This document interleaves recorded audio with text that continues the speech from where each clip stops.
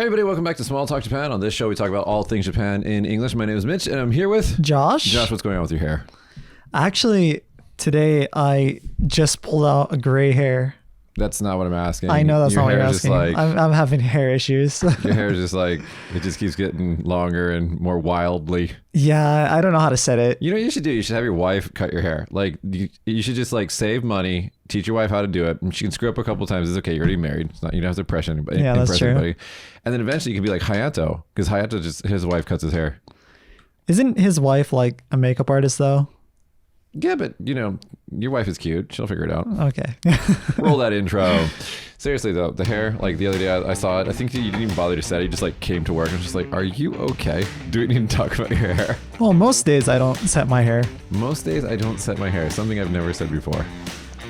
Wow. What did Nancy say about me? She's like, the most impressive thing about you, Mitch, is that your hair never changes. And I'm like, that's not nice. It's just so much more. There's better things to say, not ski. Fucking not ski. That's an impressive thing. That's an impressive thing. Well, she also just recently started doing makeup again. She's like, I should be a woman again after having 2 kids. And I'm just like, what does that mean? Not ski. Like, there's so many levels of like, I don't know, sexism in that. Just like, I don't even know what to go.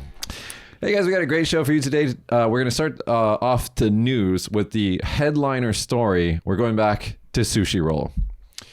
So there's this video that's been, it was first, I think, uploaded to TikTok, and now it's making the rounds around Twitter. Basically, this girl is like trying to squeeze one condiment into another condiment, and she thinks it's funny, which it isn't. I mean, at least it's a terrible thing to do, but at least it's better than like licking it. Licking the Like- poor sushi as it goes Like by. I gagged when I saw that original video.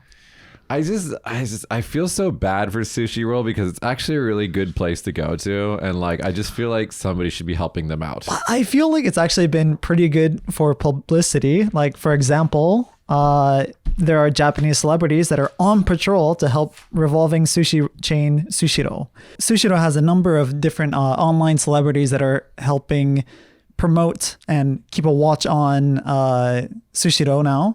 Like, there are various YouTube celebrities such as Hajime Shacho, there's Poke Kamen, Hikaru, DJ Shacho, and my favorite one is the rogue mascot, Cheetan. Can we play that video? Oh my god, it's so good. Oh, I don't have the video ready, but I have a picture of it, but I'll put it in afterward. Put it in afterwards. The video is so freaking good. Like, Cheetan, if you haven't watched, like Last Weekend Tonight with Oliver. What's his name? Jamie Oliver? No. Is that his name? I think John so. Oliver. His name is John Oliver. Oh, that was a J. So like he did this whole expose on Cheetan. If you haven't seen it, guys, YouTube, Last Week Tonight, John Oliver, Cheetan. It's fucking amazing. It's so good. All right, getting back to actual real news. We're talking about UFOs here, guys, but not the alien kind, more like the Chinese float over your country and spy on you kind. See, this is like, I don't know why this is such a big thing in America. They're like, oh my God, the Chinese are floating. It's like, dude, come on, just shoot them down. Anyway, so Japan's ruling bloc, is easing weapon use against flying objects. The plan, explained by the government officials during a meeting at the Liberal Democratic Party, which is my favorite, would enable the self-defense forces to fire weapons to secure the safety of air traffic and protect the lives and properties of people on the ground. Currently, the Japanese forces can use arms only for legitimate self-defense or avoidance of clear and present danger, while the SDF, the Self-Defense Forces Law, stipulates that necessary measures can be taken if foreign aircraft enter Japanese skies. So basically, if there's a floaty balloon, it's got a little Chinese flag on it, shoot that shit down. It makes sense to me. But don't do it. But here's the thing. The only controversial thing about this is the fucking idiots in America, because they always got to fight with each other. And they're like, well, Biden's not doing his best to shoot the balloons down. It's like, and the military, Biden has nothing to do with this, it's just the military. They're like, wait until the balloon isn't over populated areas, and then we'll shoot it down. Because you have no idea what's in it. It could be a surveillance balloon. It could be filled with chemicals. You have no idea. So they're like, please wait. Yeah. So they waited until the balloons one was over a lake, one was over the ocean. Other balloons, they shot them down, they looked at them, they just seemed like they're like enthusiast balloons. Because NORAD has a sensitivity on their radar. And they were like, we don't care about objects that are this size, that are balloon size. And then they're like, let's turn it up, the sensitivity. And they're like, oh shit, we found some more objects. And they went and intercepted them. And it's just probably people fucking around with balloons because it's America. It's free. America. right? And they're like, oh, the country's under attack. No, it's not. Shut the fuck up. And neither is Japan. Japan had 3 balloons that entered their airspace, probably from China, since 2019, and they're probably surveillance balloons. And now they can shoot them down. So good job. Don't let them in the country. Great. Awesome. Government revises PM's pledge to double Japan's budget for children. That's it. They just want to make spending on children. Let's see. Right now, it is 2% of GDP of Japan, and they want to increase it to. Japan's budget for childcare and family support stood at around 10 trillion yen, $75 billion, in fiscal year 2020, according to the 2.1%, which accounted for 2.1% of GDP in the year. In comparison, Sweden, which is not really a good comparison because like the Nordic countries, they all got those great social programs. Sweden spent 3.46% and the United Kingdom spent 2.98%. And America didn't make the list because we don't care about our fucking kids. Speaking of budget. Well, I wanted to ask you about that though. I know you're trying to segue to me, but like, does it say how they were going to spend the budget? Well, it's probably what they were going to do is they're going to do a couple things. They're going to probably hire more hoikushi, nursery school teachers, maybe give them a little bit of a raise because they currently get paid.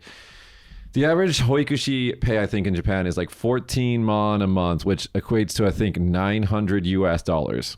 Wow. That's for full-time work. And then their take-home pay after that is probably $800. And so it's largely seen as like oh, you must love the children. That's why you do this job because, you don't get paid for it.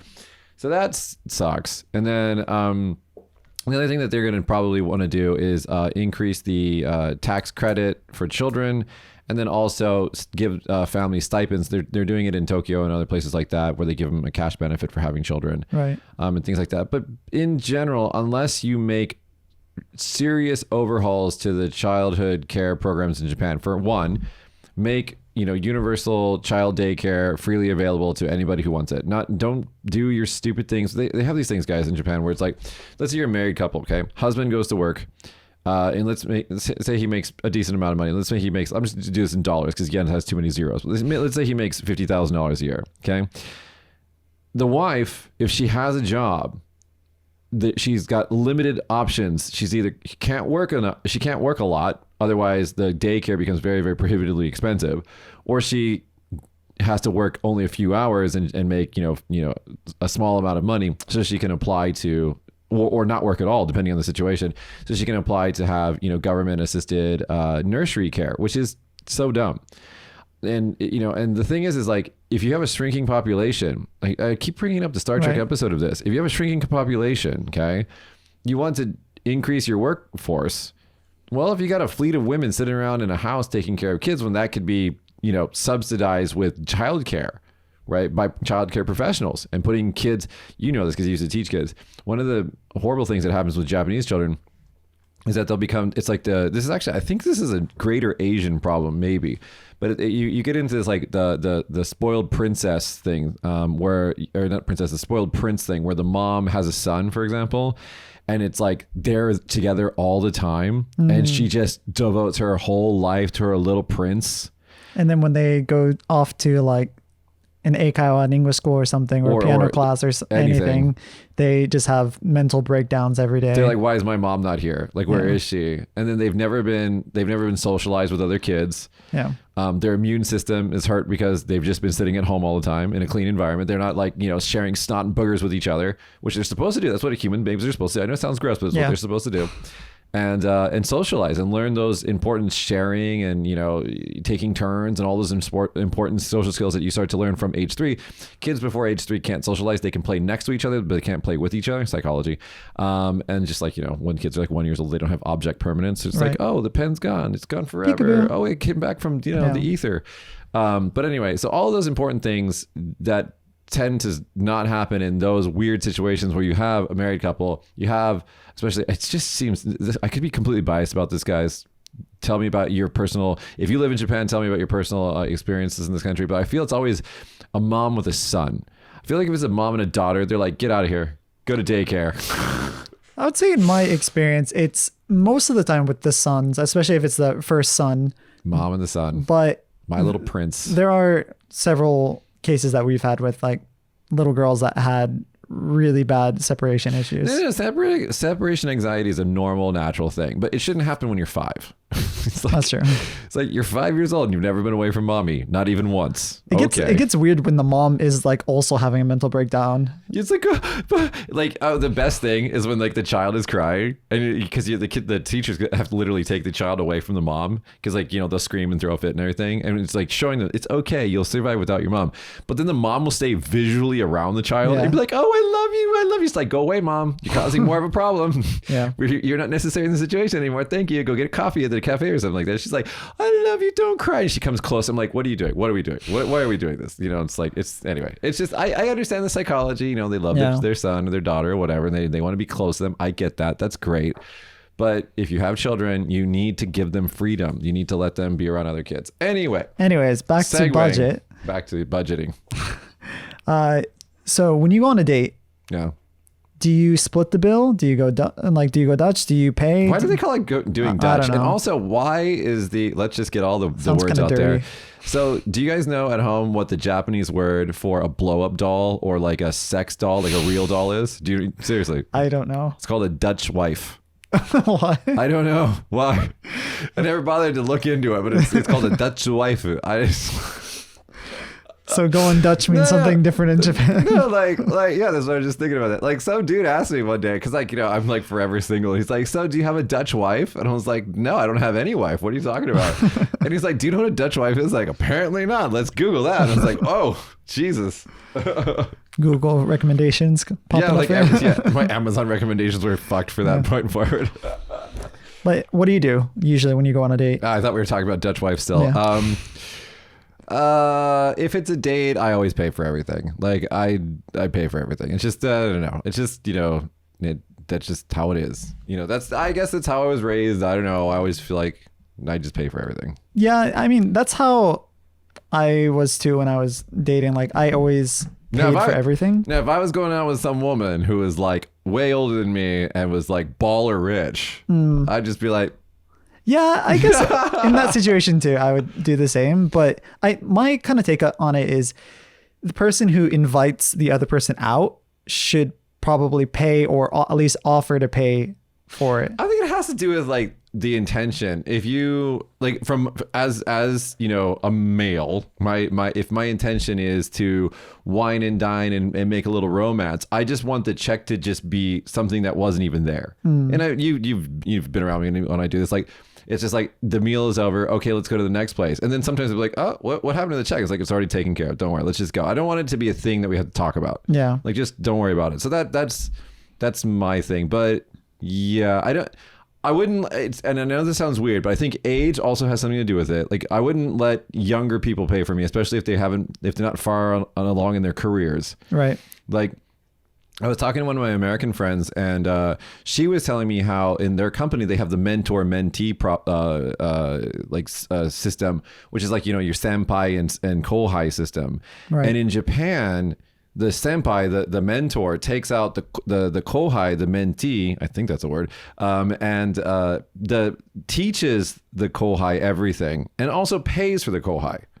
Right? It's like, I'm going to take care of you. Follow my lead. Yeah. In this situation, what my friend is doing in a very large American company, the mentee pays for the mentors.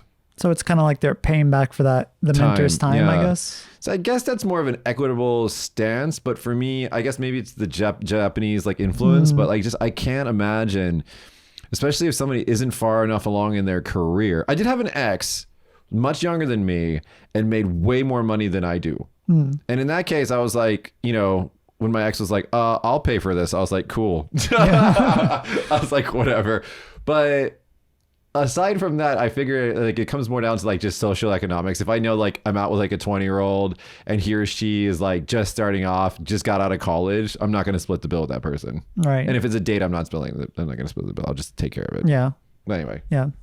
But in Japan, they did a survey on a Japanese dating app called Omiai. Mm-hmm. I've never heard of that app before, but sounds exactly what it is.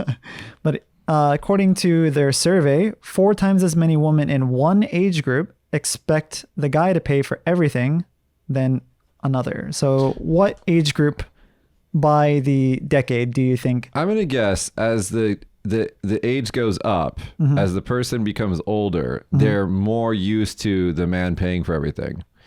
And I think that probably, if that is the case, I think the reason that is most likely because if we take, let's say, the 50s, right? When the people who are currently in their 50s were in their 20s, that was peak bubble. And in that era, a man in Japan could have a single job and have a house, 2 cars, a wife, 3 kids, and pay for it all with a single job. So I think that that's what they're used to, and that is no way in hell the reality of the current economic situation now. So I think if you're a teenager or a 20-year-old now, you know that like that whole era of like the man doing everything is gone, and also the idea of like the man works and the woman has the family or leisure life is just not a thing anymore, probably. Yeah, you got it exactly right. It when they asked, like, do you want the guy to, they asked a woman, do you want the guy to pay for everything? It basically raises in percentage from teens to 50s. Like, what do you call it? Teens is the lowest or second lowest percentage, and then the highest percentage is women 50s. In the 50s. I mean, it makes sense economically. If you look at the bulge, I'm not talking about that bulge. If you look at the population bulge, if you look at the male and female, the graph for it, the majority of the population is above 40 in Japan. Yeah. And so those are all the people who are making money right now. Anybody who's below 40, I'm like 40 in a couple of weeks, so I don't know where I fall in this. But anybody who's above 40 makes most of the income in Japan. Everybody below that is like the remaining 10 or 15% of the income earners in Japan. So you're going to start making a lot more money. I don't think that's how that works. I don't think that's how. I watched this comedian the other day. He's like the only comedian that uses PowerPoint in his stand-up. He's great. He used to be like a physicist or an engineer or something like that. He turned into a comedian. I think I know who you're talking about. Yeah. One of his slides is like 1 in 5 people on Earth are Chinese because there's so many Chinese people in the world. There's like 1 point whatever billion. He's like, so that means that if you've had 4 kids and none of them are Chinese, your 5th kid's going to be Chinese. Statistically. But the reason why that's doubly funny is 1, because it doesn't make any sense, but 2, because actually people interpret statistics to mean that. Like, people actually do not understand how statistics work at all. And you see it every single time there's like a double-blind study that shows like there's a correlation, non-causational correlation between 2 things, and the news is like, this just in, coffee cures cancer. And you're just like, no, it doesn't. You're dumb. But anyways, going back to their study, like basically it says that people in their teens, over 50% of them want to split the costs evenly, which I think is cool. Like, it's good for progression and for like having men and women be equal going forward. I think if that becomes the new standard. Did you know what they did in Nordic countries? Did you hear about this? How they made by law, they legislated the closest thing to equality, gender equality we've ever seen on planet Earth. And do you know what happened? They both fell into their stereotypical roles, they did. Right? They absolutely did. Yeah. The men became more men, and the women became more like what we consider like traditional, like feminine women. Yeah. Like, so weird. And like all the social scientists were like, So that's the thing about social sciences. Like, whenever you have like this like really strongly held opinion about something when it comes to like people, you're wrong, because people are all over the place. Like, economics is like the incentive-based behavioral study of humans and like the economy, and you're just like, yeah. And then a lot of times like economists will tell you like, we thought that everybody's going to do this, but they didn't, because we're irrational as hell, man. We are weird people. Let's talk about something a little bit serious. Oh, I have one thing about budget. Oh, this is nonsensical. Yeah, speaking of nonsense, Dominos Japan changes medium pizza size to small without changing size, and confusing clarification. So basically, long story short, they used to have their pizza sizes be from order of smallest to largest, be medium size, regular size, and then large size. So when MRL. Wait, didn't it go ML and then it went, and then they just inserted R in the middle? Yeah, they originally only had medium and large, right. And then they're like, we need something in between. So let's add regular. Right. And then everybody's like, what the hell is a regular? Yeah. And then after that, they recently changed it to be small, medium, and large, which obviously makes a lot more sense. Have you ever tried to order from Domino's online? Yeah, I have. It's the American app. Yeah. That's just like reformatted for Japan. So it's like half-assed Japanese.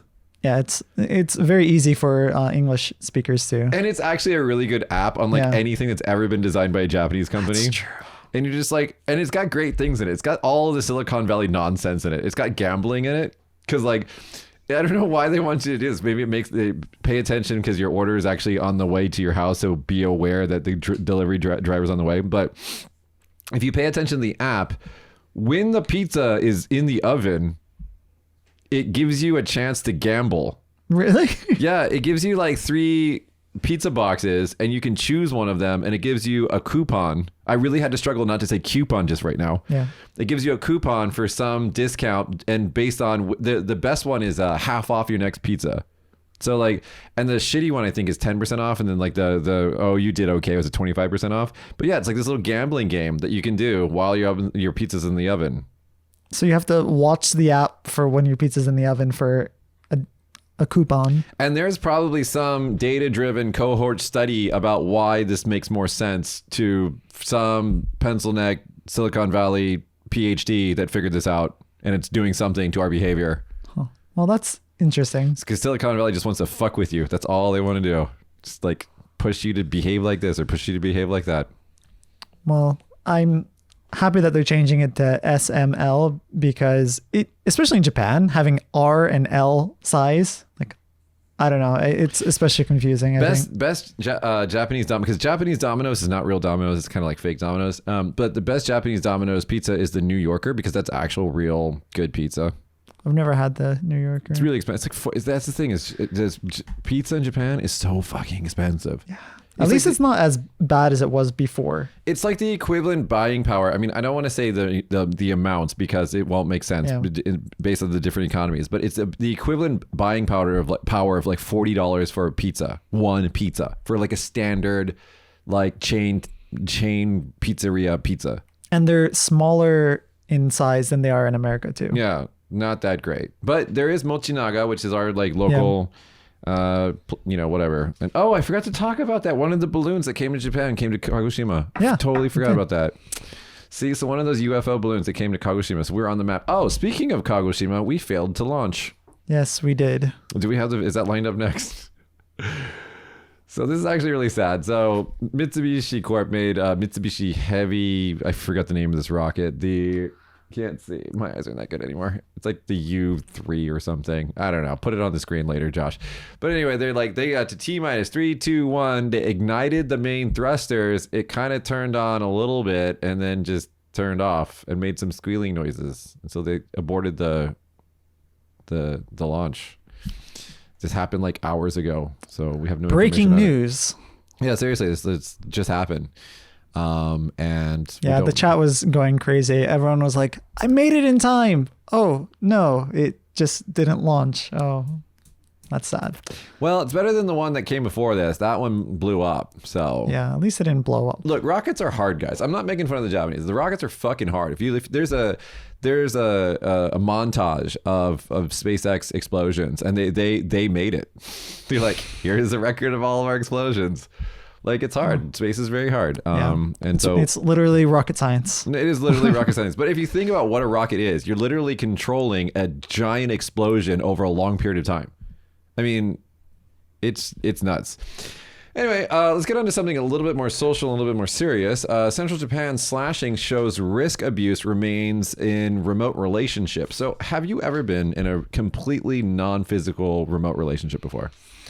I've been in a long distance relationship, but it wasn't that long though. So do you know what the Japanese word ofukai? Do you know what that means? Ofukai. Is it a meeting offline? It is, but it's specifically about people who like basically only know each other online. So people who meet like an online game or something. Games or like VR chat or something like that. And they're like, let's do an ofukai, which is like an offline kai, is like a party. Yeah. And so, yeah. Anyway, in a survey by Mitsubishi, has nothing to do with the failed rocket, research and consulting company, the think tank arm of a Japanese major financial company, blah, blah, blah. People who were asked whether they had experiences in exchanging contact information on messaging apps, such as Line is like our WhatsApp, in most parts of Asia.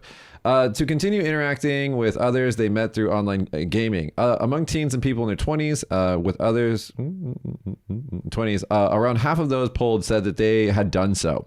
Even among those in their 30s and 40s, a surprisingly high 40% or 38.1% respectively had such experience. So basically people who had met online, did they continue like in games and shit like that? Did they continue that relationship through like other social media? And then some people even meeting offline. With competitive team-based games and the like, communicating while battling alongside each other can lead to a strong sense of camaraderie. In July of 2020, a 39-year-old woman living in Aichi Prefecture hit it off with a 37-year-old man living in the southwestern Japan region of Kyushu, not Kagoshima. I don't actually know that. I'm just hopefully. And then they started exchanging line messages. However, the once gentle man suddenly changed and the relationship developed into what can now be called the woman's dark past. He forbade, such a great word, her from communicating with others other than her family and relatives and from using social networks. She was no longer allowed to wear low-cut dresses. When he was in a bad mood, he would hurl abuse at her, calling her garbage and a liar. There's actually screenshots of their back and forth, and he would be like it would just be like message after message after message saying henji, henji, henji, henji, which means reply, reply, reply, reply, reply, which is like super like just a telltale sign of like power abuse.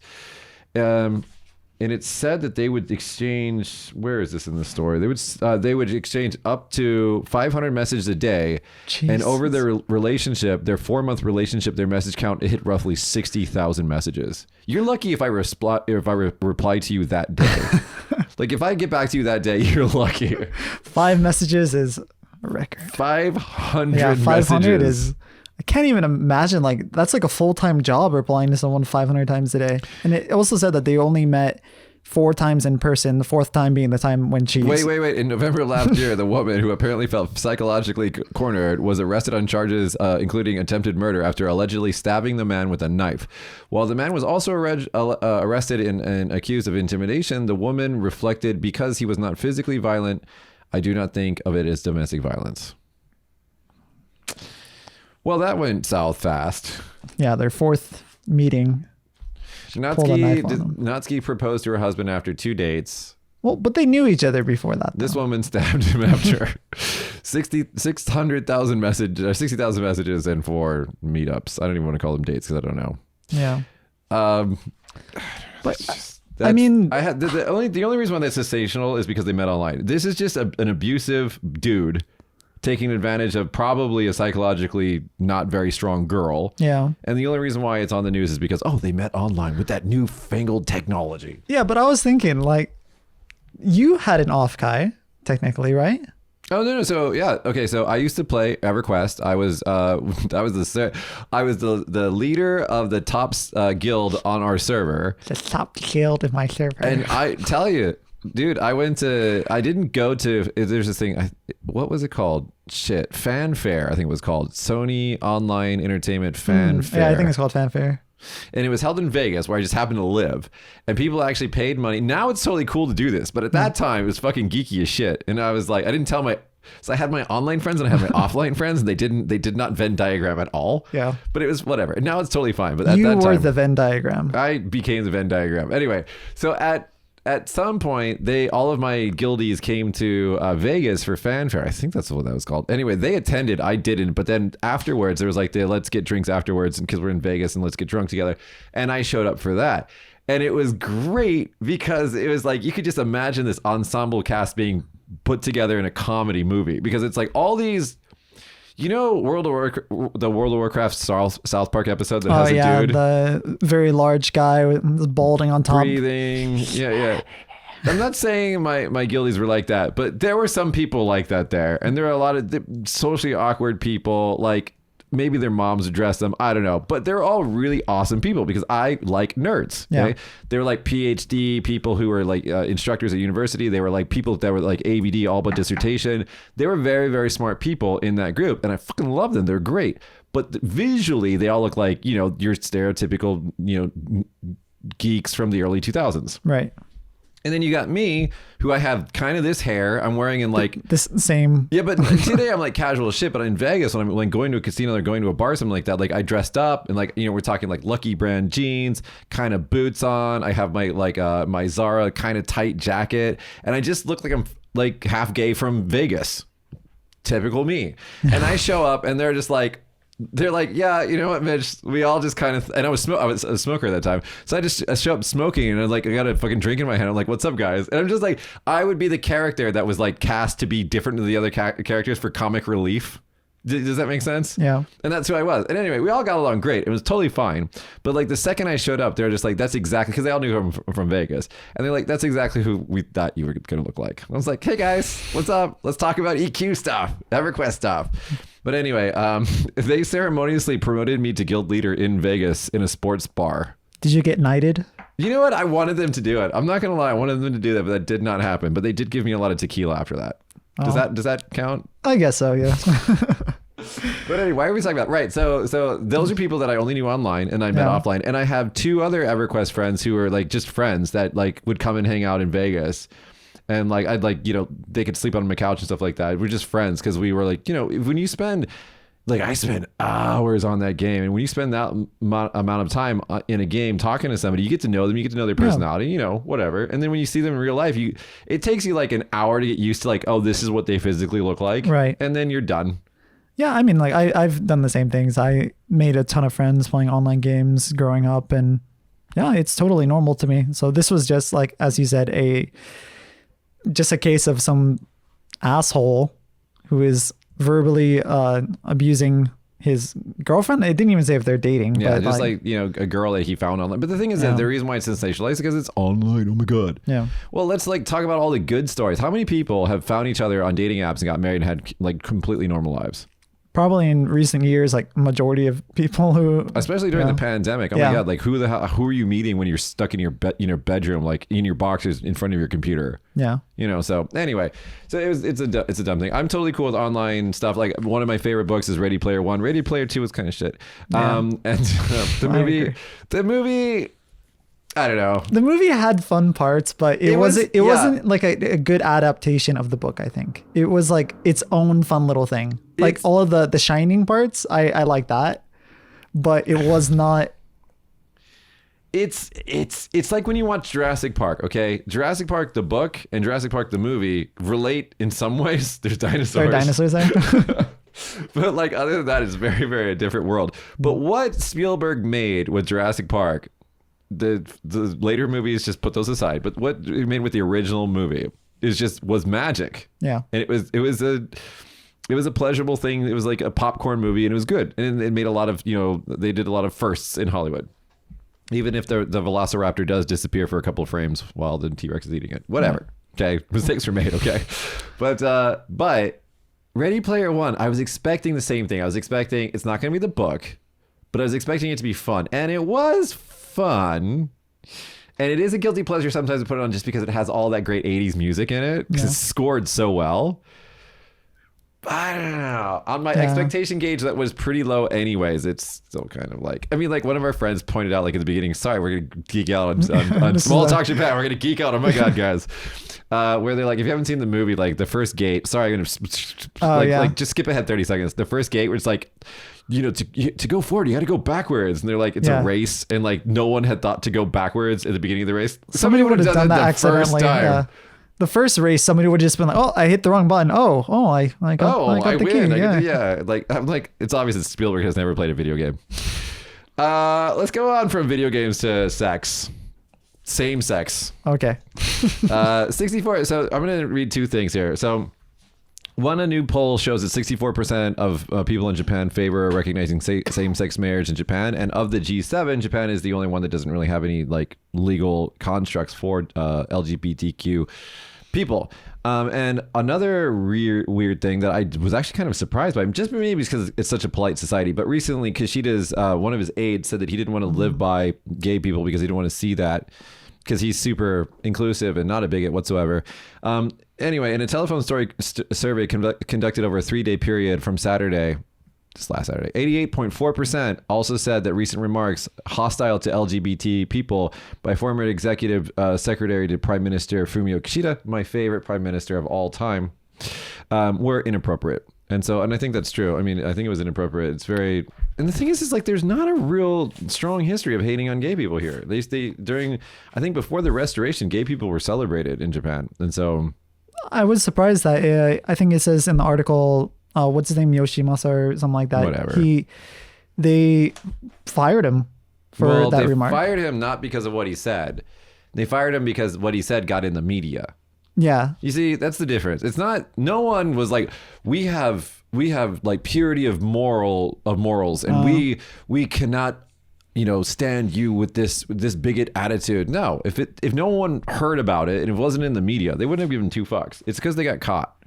That's the only thing. It became a black scar for Kishida, so he got rid of it. So he could say, look, I'm not, because he is. I think he's a bigot, whatever. But anyway, so that's one thing. The other thing is the U.S. envoy this is what world? What is it in community? What's it called? The darkest timeline, strangest timeline, or whatever. Something like that. When they're rolling the dice to see who goes pick up pizza. Do you know who Rahm Emanuel is? No, I don't. No, you don't, right? No. You don't. You're too young. Rahm Emanuel was like one of the guys who's in in Obama's team that got elected originally, and he was known for he had I think he's from Chicago. Don't quote me on that, but because that's where Obama came from and everything, right? I think he's from Chicago, but he was just known as being he's basically like the mafia.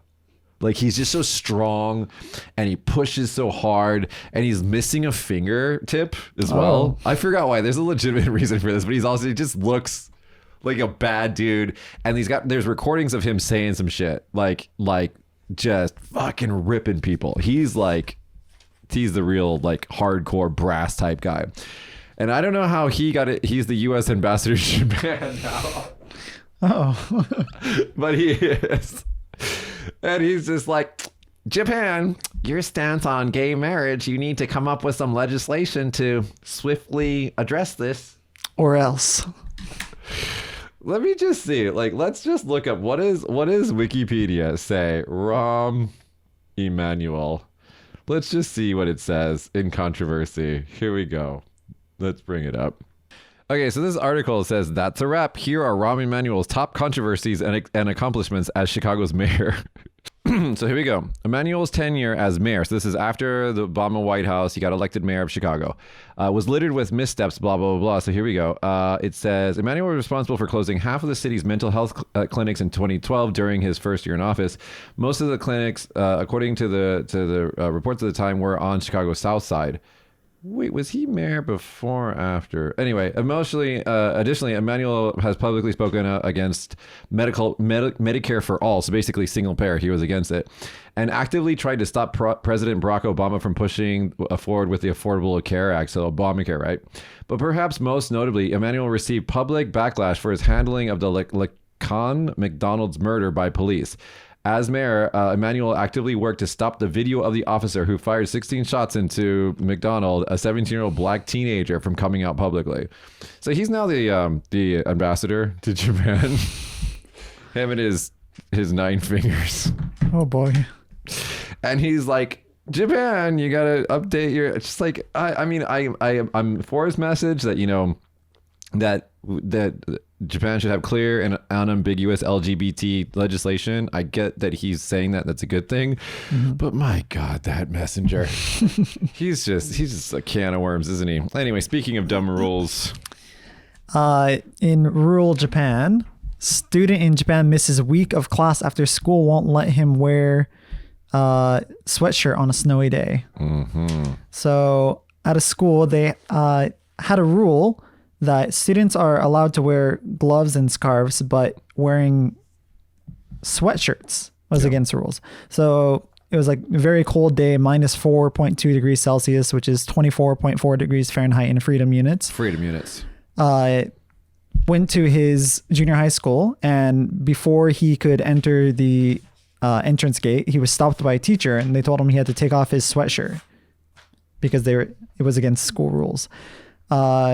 This is also following other Japanese schools. Like there was a girl who had to take off her tights underneath her skirt because wearing tights was against school rules and stuff like that. And also the Kagoshima boy a couple weeks ago who had to take off, who wasn't allowed to wear a coat to school. So the stupid thing about this article is that the dress code allowed her to wear it's a boy, allowed him to wear certain types of sweaters, but not a sweatshirt. Yeah, a sweater is okay, but a sweatshirt isn't. So that was the thing, like keeping, the proper look of it. And I get the idea, like, okay, that there's a dress code. I understand that. But think about this from like a military perspective. I think this is where uniforms even come from. I think the basis of the uniform comes from a military background, for military roots. You wouldn't send your fucking boys, your boots on the ground, to the Antarctic, like to fight in like, I don't know, Siberia or something like that, where it's fucking cold, in like a t-shirt and say, this is the uniform. No, you would provide them with the proper uniform, and a uniform or camouflage that would match the environment. Right. So why don't these kids have winter wear? Yeah. Economics, we talked about last week. It's just being cheap, and they don't understand. And they also don't understand that the winters are getting colder here, and the kids are less adapt to it because they, before, when the kids didn't even have heating in their homes, they do now. Obviously, after the war, when they're poor, they didn't have a lot of things, but now they do, and so they're not even used to the cold. And I forgot to talk about this story last time, but some university, I'm just calling this from memory, guys, so don't quote numbers or anything on, but some university professor said something like 60,000 old people are going to die this winter from heat shock because their poorly insulated Japanese homes are so cold. And when they jump into a hot bath, as the Japanese do every day, there's like something like 50 or 60,000 deaths every year from that. Yeah, I saw on the news maybe a week ago, they were talking about that, like being careful about when old people come out of baths, it's so cold that they might just... I hate that. Like, I mean, my house is small enough that my 2 air conditioning units are super good for the environment.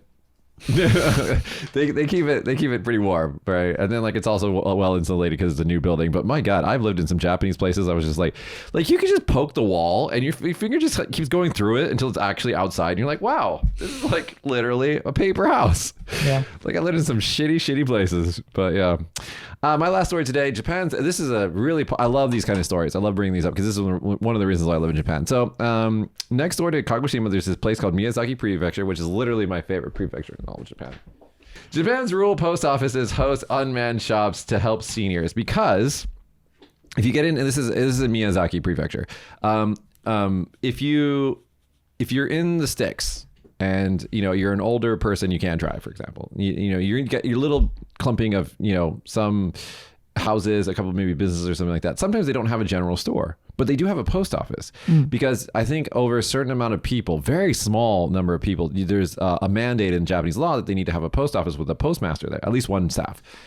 And so these post offices, these little cute countryside post offices, are now renting space for a very, very, very reasonable amount. I think it's like $20 a month or something like that. Shelf space that people, local farmers and stuff, can like come and put their goods on the shelf, and then like they have like the what's it called, the honor system box. Oh yeah, where you just put the price of things on the goods, and then the old people and the nice people just take this and they put the coins in the box, and then just do that. And this services underserviced communities who don't have access to stores. I think it's really fucking cool. Yeah, that's a good idea. Yeah, and it says like people aged 65 and older accounted for 52.5% of the population in this particularly old retirement community. So it's one of the fastest aging municipalities in the prefecture in Miyazaki. So it's a welcome thing. And it says meal times are not a struggle for seniors, he said. I can also what does that mean? What are we talking about? Oh, right. So supermarkets and home appliance shops there have been shutting down. So now that they offer these fresh produce and things like that, it's no longer a problem for them. And it's like great. And a lot of these people have health problems, so they can't really travel that far. So it's a really, really good thing. Win-win for everyone. Yeah. Now let's talk about what I don't consider a win at all. Speaking of things that you love. No. Korakuen's chocolate ramen returns to restaurants. No. Wins over our most cynical taste tester from Sora News 24. I can't imagine. I can't. Okay, continue. Do you think that chocolate and ramen would go well together? No, I don't. Like, how would that even... Well, released just in time for Valentine's Day. Which was a couple days ago. Yeah. Did you receive any chocolates? I got a lot of chocolate, which means that my VP at the school got a lot of chocolate because I just like, here you are, because I don't eat sweets. Well, anyways, this ramen restaurant, they made a chocolate ramen and white chocolate ramen for, I believe this is the third year in a row. And it also comes with a sasha, which is a type of sweet treat with layers of white and milk chocolate weaved together to make a chocolate bar to put on top. I don't know. The other day, I forgot what it was. The other day, I ate something sweet as like a dare. And I remember, because I never eat sweet stuff. So artificial sugar, sweetener, stuff like that, and sugar, nothing that I eat really has sugar in it. And the other day, I forgot, it's like something like pastry or something like that. And I ate it, and I just remember feeling like, I can't explain to you the feeling. It's not like a pain in my stomach. It's just like this overall sense of like a toxicity. It just felt gross for like a couple hours after that. Like my blood sugar probably just spiked, and I was probably noticing that. People who like have diabetes and stuff like that talk about like how their blood like spikes and valleys like feel. And oh my God, I was just like, no. I don't know how you guys do sweets. It's just so gross. Yeah. I don't eat sweets nearly as much as I did, especially in like high school. Now I can't really eat. Have you ever had an adult cavity? Adult cavity? Like since I became an adult? Yeah, since you have your adult teeth, so since you were like 10 years old, have you had a cavity? Yeah. I've never had a cavity in any of my adult teeth. I don't eat any sweets. Oh, well, good for you. I think there's a correlation there, maybe causation. I don't know. My stepfather, he loves sweets, and he's never had a cavity in his life. Either that, or he's got like fake teeth. They're just all fake. Yeah, that's it.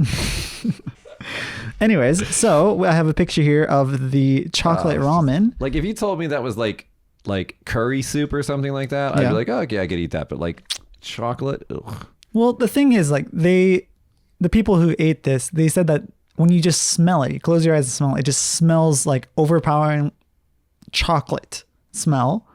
But when they ate it, it just tasted like a regular bowl of ramen. And it tasted like completely normal. Okay. So the only thing is like they didn't add any sweetener or anything to it. They just added cacao oil to it. I see. So it has that. They faked it, but the gap between I love the smell of ramen, not the smell of the cooking of the tonkotsu ramen. Right. That smells like diarrhea. Right. But but the actual ramen bowl is a delicious like fragrance. Like it's the aromatics of that is really, really good. It's part of the experience. I don't want it to smell like fucking chocolate. Yeah. Like, have you ever had mole?